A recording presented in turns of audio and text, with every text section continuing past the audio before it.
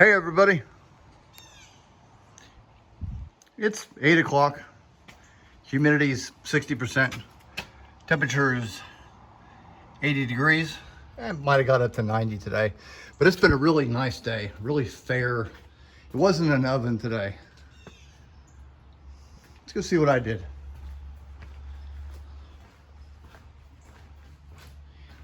Painted that seat green, got those back where they need to be. First thing I did this morning was took paper, taped them to the other side, and did a rubbing. Flipped it over, cut it out, bring it over here, and I duplicated this exactly, or this line exactly like the other side.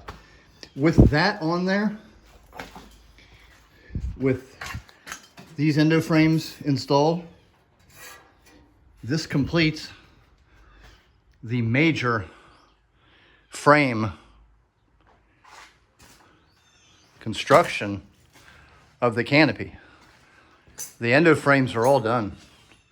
The only thing I have to do is I just got to cut 1 1/4 inch strips and then do the speed nut holes and weld them on there, and it's done. Of course, the canopy is not done in a sense that, you know, I see something I need to adjust when I start detailing it, when I start adding the aluminum. But as far as the engineering, the modifying, the twisting, the turning, the welding, it's done. I started building this canopy after I took quite a considerable amount of time to find the exact shape of bulkhead 1.1.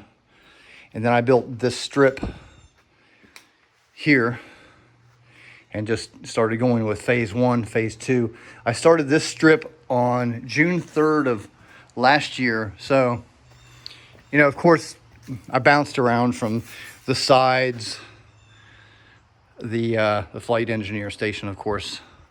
But it took me to get all the frames built 1 year and 7 days. And let me tell you, I am glad it's over with, because it's man, now it's just solid. You could, man, it's a tank. Once I get the bulkhead, which speaking of the bulkhead, that's where I'm gonna have to go to next, because the bulkhead is still, you know, relatively flimsy, although it's held in. But I need to get the bulkhead done and get all the strengtheners in it and get all the rivets and just go to town on this thing, because I have to start extending the fuselage back in order to make these longerons, so I have a place to mount the canopy, because it still wants to pop up about an inch. That's why it's clamped down. This longitudinal frame is a little bit higher than the other, but with that clamp on there, it holds it perfectly. And I will determine its exact distance from here to the actual fuselage, and then build all that stuff, and that'll hold the canopy back and down, which will, you know, anchor it, so I can then remove that piece of wood.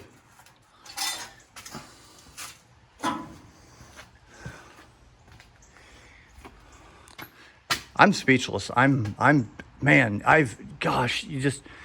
the frustration of welding all these joints and trying to get the sides identical, running back and forth, and the amount, you know, the dimensions I've had from 2 guys and photographs coming off of 3 different airplanes, just the amount of time that's gone into the just the engineering of this thing, and the dimensions is amazing. Working by myself, if it took me a year to build this canopy, it would take me about 384 years to build the entire fleet.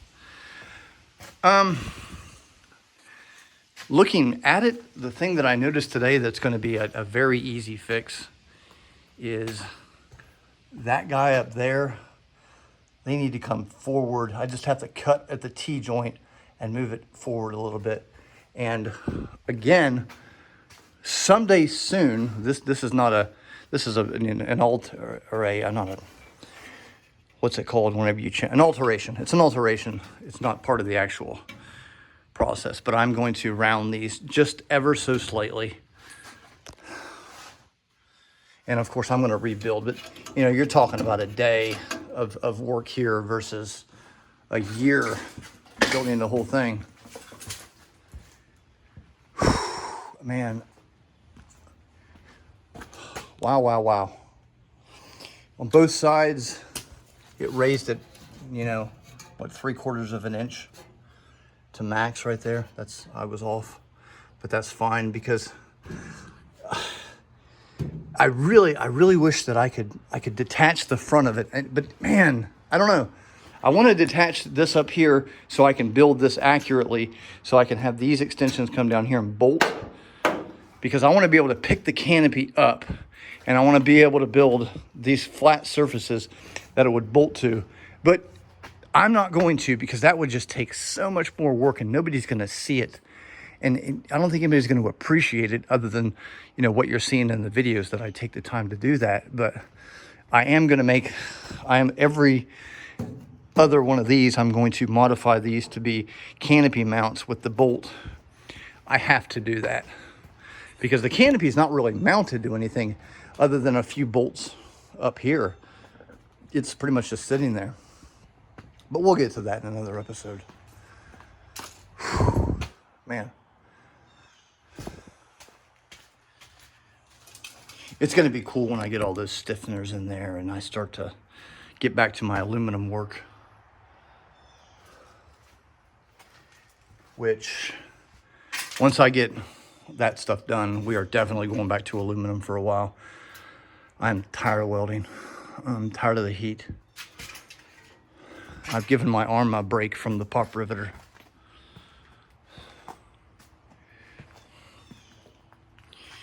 But there she is. Let's climb on in there and show you around.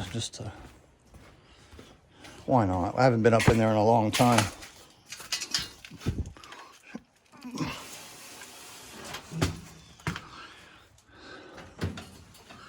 Not much has changed. Astrodome's not in the Astrodome port. I think I've already showed you that. But having the Astrodome in there for so long and now having it out of there. But okay, I'm glad I come up here. I'm going to have to spend a good amount of time. I'm going to have to go around this entire thing with sanding discs because of these kind of welds. This isn't because I don't know how to weld. It's because of the variations of thickness. This is very thin and it burns holes in it. Unfortunately, it burns it before I catch it on the temperature gauge on my welder, or whatever the temperature adjusters. But I got a lot of, you know, good full seams. It's just every once in a while, it just eats a big hole and I got to sit there and fill it in. The good news is, if you look at the B-36s, they've got where somebody's like taken caulk.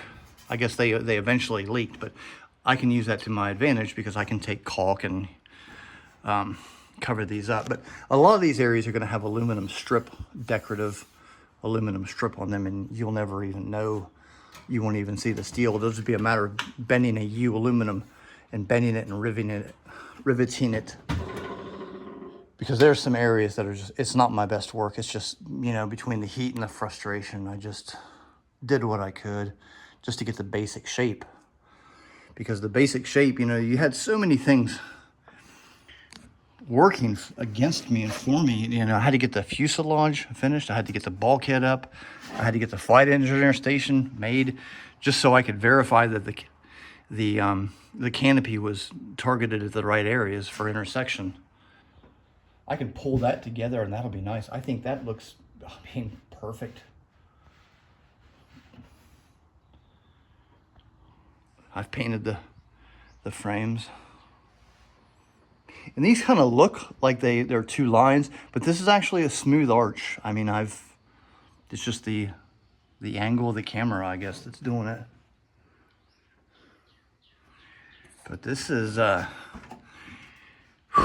next step going forward is to really, I mean, once I got to get the canopy finished, then I can start, or not finished, but I got to get it to where I can get the aluminum on top of it. Because the next step will be to make these panels that are pressed, that have like a pressing in them. There's like 1, 2, 3, 4, like a waffle or something to give it strength. But there's one there, there. And then over top of that, you got the fiberglass, which I assume is fiberglass, with all the details on that. And then over here, like I said, I'm gonna have to press and form the aluminum that connects to a hose that runs down to the heating system, because these are gonna be the clear visor windows for the flight engineer. I guess that's so he could look up and see the engines right here. I've always wondered what those were for, why they didn't like make that the clear visor, why they made these the clear visor or the clear vision. And of course this right here is going to be, this won't be glass, this will be those aforementioned panels. And then over top of this entire area will be this big ceiling component that drops down, that has all these lights in it, so you won't even see most of these frames. And then here, if you look on the inside of the aircraft, there's this big tube, big round tube thing that pops down to about right there. And on the Air Force Museum's B-36, they have installed a big light in it. What that is it's actually a speaker in casing, and there's a big 5-inch speaker, which that would be so they could broadcast the communications to the entire flight deck. But I got to build that. There's a lot more to go on the Canopy. This is not building a B-36 nose. This is building a B-36 Canopy, because it's crazy. But I got a lot of work to do. But I'm happy that it's going to be detailing. Detailing is just a matter of busy work going, and where is, like, you got to make sure, well, is that at the same height as, you know, the one over there? Is this at the right height? Is this you know, at the right shape? You know, getting all anxious because I know this is supposed to be curved and straight, but it's actually straight. And it's just, I'm so happy that this Canopy is where it is right now. People have asked how you get in the B-36. Once again, this is it right here. You would enter through the porthole down there, which would be about 5 feet down to the floor, and then you step up here, and then step, and then you're in the flight deck. And to get down, you just put your foot on that step right there, and there would be another step, and you're gonna have a hand railing right here, but then you're gonna step on the bulkhead 3, and then you're in the radio compartment. But that's how you do it. I really hope that the wife doesn't have too many plans, so I can knock this out. I want this done, but that's the plan.